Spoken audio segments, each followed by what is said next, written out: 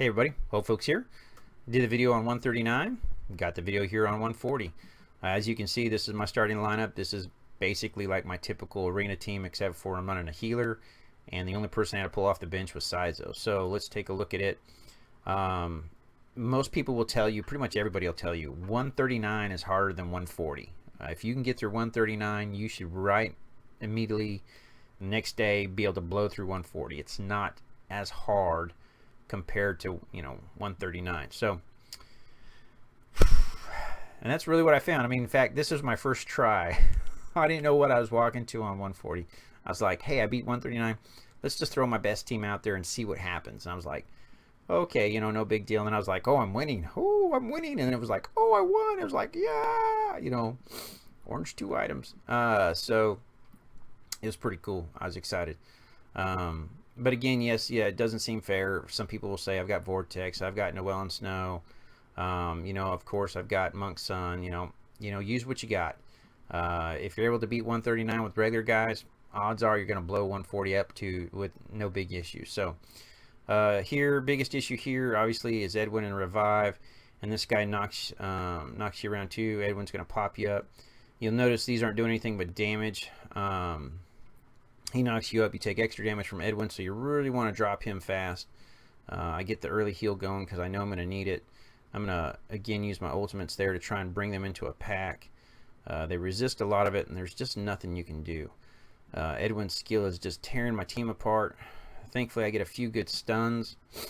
They all get pulled in. As soon as they get pulled in, again, I'm going to start doing everything I'm doing here. He drops, of course. There is Sebastian going for his stuff. Thankfully he got interrupted. I'm just pulling through here. Now at this fight, at this point, it's pretty much lights out. Sebastian's down, main guy's there. I'm super low on health. I mean, I pull that clutch heal basically. And from here I basically auto mode it. It's just doing enough damage to get through. So I'm basically just running full auto mode. Everybody's doing damage until I get to about 15 seconds, at which point he's getting low, and I kind of pull it down to save my ultimate. So we get in here. This is about where I took it off auto. And so I kind of said, okay. In fact, I went for a heal on her, and right at the end she goes for the heal and he dies. So I'm like, oh well, she'll fully regen, no big deal. We get on to stage 2 here. First thing you do, go for a stun. Who's stunned? One guy, 2 guys. I go for my heal because I know they're going to drop some damage, and bust out my little rack 'em up kind of thing here. I'm going to go with my Vortex stun. I'm going to go with my thing here. He's going to get one more up before he dies, and then we're going to swap in Sizo. I pull Sizo in here obviously for his healing ability, as well as that immense huge damage right there. Pearl's in there, she's clumped up in. Nothing I can do about it. I just keep pulling everybody in. Grunt drops in. First thing he does, he goes after the healer, which is actually better for me because it helps her get more heals off.